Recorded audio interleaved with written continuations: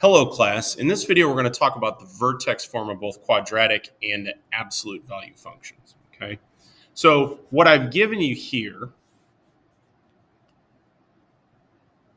this right here is the vertex form. Same thing for this over here. Now let's take a real quick look and see how this ties into what we've been talking about with transformations first. If you notice we have A on the outside. Okay, A, remember, is a vertical stretch or compression. Okay, it's a stretch if A is greater than 1, and it's a compression if it's between 0 and 1. Okay, now what we have here, the minus H, that would be H units to the left, or sorry, to the right. And really left, right. You know, if it ends up being a negative H, that's going to change to a plus H, and we're going to see that it is a left. And then here we have K units up. K units up. I should say down. Again, we want to keep an open mind that these could be negative values and change the sign. So I actually will write left. And it's the same thing over here, just an absolute value function instead of a quadratic function. Okay. So right off the bat, example 1, given the function, determine the vertex and axis of symmetry. The vertex is going to be entirely based off of these two numbers right here. So let's really quickly start by writing out the transformations. Okay, so that's 4 units to the right, and that's 2 units down. We won't focus on the vertical stretch happening right here because that has no effect on the vertex or axis of symmetry. Just how are we moving to the left, to the right, up, or down? So 4 units right, 2 units down, we got to think of a coordinate plane. If I'm going 4 units to the right and then 2 units down, I can think of this as 4, -2. So my vertex is 4, -2. Now the axis of symmetry, if I were to draw a quadratic, I'm just going to draw a random parabola here. Okay. Here's my vertex. The vertex is that bottom point where we change from decreasing to increasing. Or if it were flipped upside down, we change from increasing to decreasing. So that's our vertex. In this case, it'd be 4, -2. The axis of symmetry, if we think about what symmetry means, going back to geometry, symmetry is just, in this case, a line that mirrors the same thing on either side. So the line of symmetry is going right through that vertex. Since it's a vertical line, we can look at it as an equation in terms of x, and it's x equals our number here. That's our axis of symmetry. So kind of like our transformations, this axis of symmetry and vertex is all about picking information from the function. Let's go ahead and look at the second one. I'm going to go ahead and change colors. We've got 1 unit left. Okay, and we got 4 units up. Okay. So if I'm thinking 1 unit to the left on this coordinate plane I drew earlier, and then 4 units up, that would be -1, 4. -1, 4.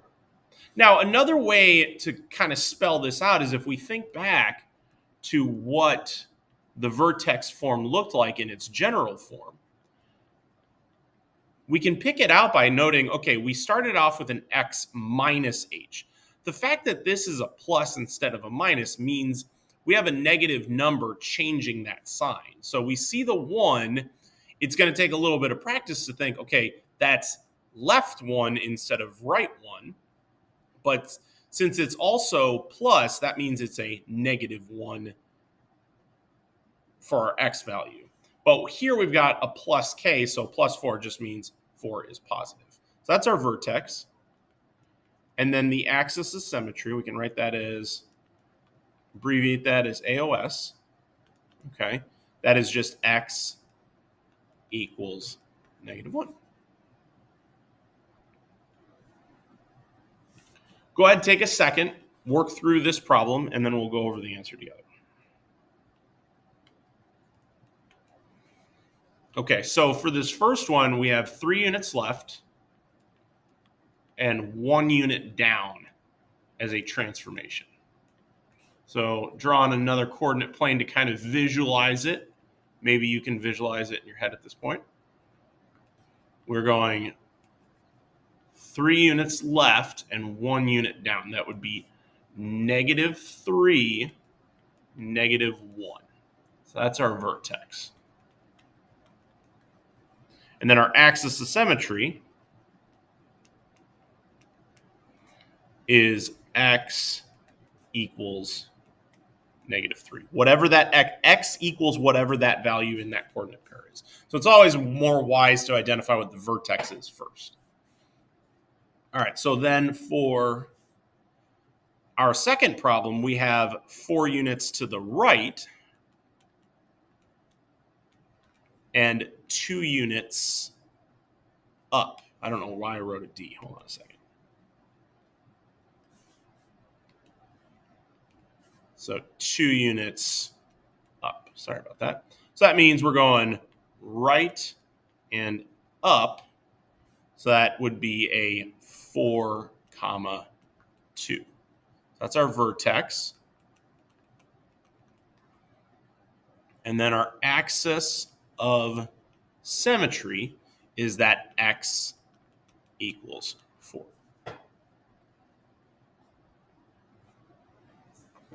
All right, example 2. Now we're working the other way. We're given a graph, and we want to be able to write the equation in vertex form.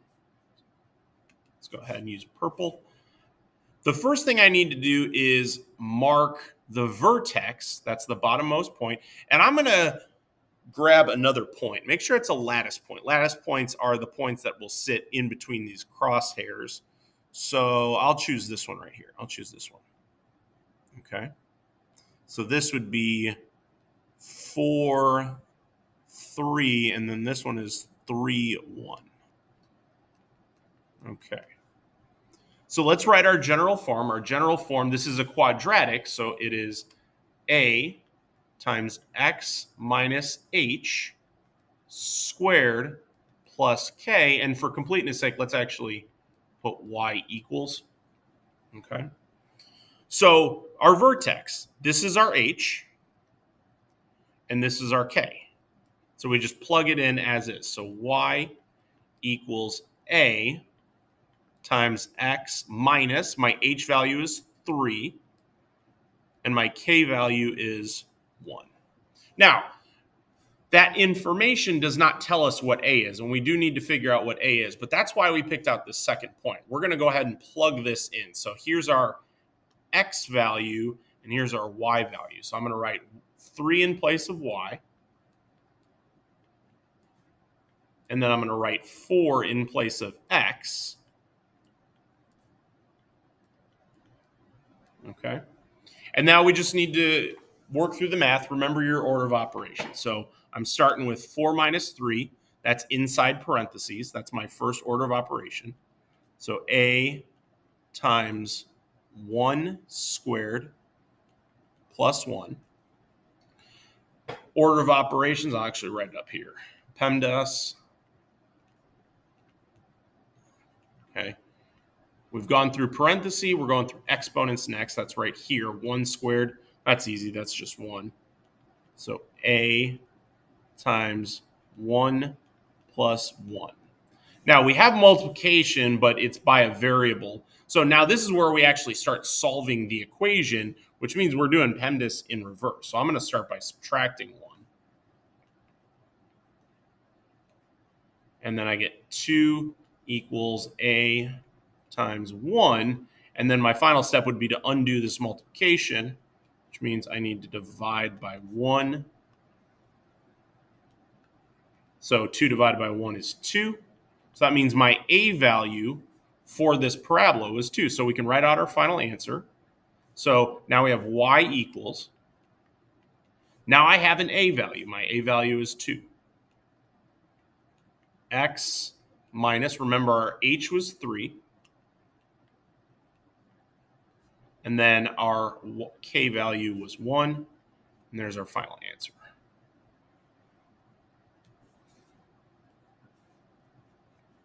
All right, so go ahead and take a second and attempt the you do, and then we're going to go over the answer together. So write the function that models the graph. Now we're in absolute value territory. So this general form, actually, let me switch colors. Let's go with red. That's what I'm used to writing in. Y equals a times x minus h plus k. So let's mark our vertex. That's that point right there. And you know what? For our second point, let's grab the origin. It's going through the origin. That's going to give us some nice, simple computations. Okay, so our vertex is 2, 1. And then our other point is 0, 0. So let's start by filling in h and k. Remember that h is 2 and k is 1. So y equals, again, we're missing a, but that's always the thing we get last. We got x minus 2. So x minus h would be x minus 2, and then plus k. So that'd be plus 1. Now, this is where the origin comes in. And you won't always get the origin, and that's fine. You just pick whatever point you can, but 0, 0 is nice because I'm going to go ahead and plug in 0 for x and 0 for y. So that means when I'm setting up my algebra, I set up 0 equals a times the absolute value of 0 minus 2 plus 1. So let's go ahead and work on this inside right here. We have 0 minus 2. Well, 0 minus 2 is negative 2. And then we have the absolute value of negative 2. Absolute value of negative 2 is going to make that positive. So it's 0 equals a times 2 plus 1. Then we're solving the equation for a, so we're going to go ahead and subtract 1. So now we're using PEMDAS in reverse. Negative 1 equals a times 2. And then we're going to finish by dividing by 2. So we get negative 1/2 equals a. So for our final answer, I'll go ahead and do a different color so it stands out. Y equals, our a was negative 1/2 times the absolute value of x minus 2. Remember, our h value is 2, plus our k value of 1. And we are done.